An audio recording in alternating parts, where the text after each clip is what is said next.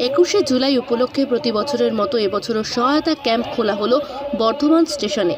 বর্ধমান দক্ষিণ বিধানসভার পক্ষ থেকে বিধায়ক খোকন দাসের নেতৃত্বে ডাক দিয়েছে দিদি ভাই ধর্মতলায় আমরা সবাই।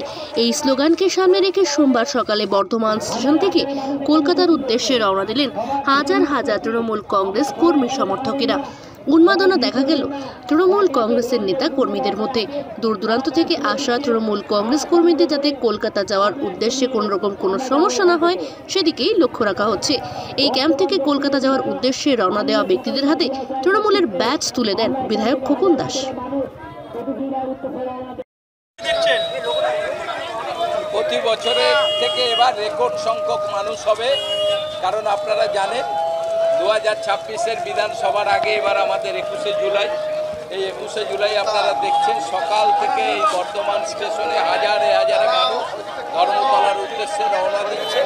আমরা প্রতিবারের মতো এবারও আমরা এখানে ক্যাম্প করেছি, আমাদের ডাক্তারবাবুরা আছে, আমরা খাবার জল সমেত সমস্ত যারা আমাদের 21শে জুলাই যাচ্ছে তাদের দিয়ে আমরা সবাইকে আবেদন করছি যে ধর্মতলার উদ্দেশ্যে রওনা হবে।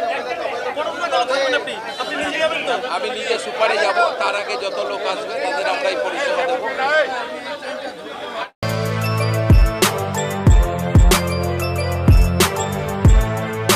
এখন অনেক বড় শ্রী লেদার্স হাওড়া ময়দান। আপনি কি জটিল কিছু সমস্যায় ভুগছেন, সমাধান পেতে চান? যোগাযোগ করুন প্রখ্যাত জ্যোতিষ ও তান্ত্রিক মনসারাম ভট্টাচার্যের কন্যা মনসা কন্যার সাথে। প্রখ্যাত জ্যোতিষ ও তান্ত্রিক মনসা কন্যা হাওড়া জানবাড়ি ও হাতিবাগানের নিজস্ব মন্দিরেও বসেন।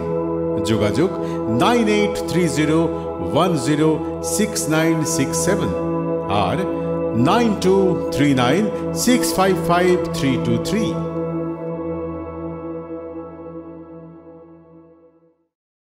কলার তুলে নয়, বুক চিতিয়ে চলা।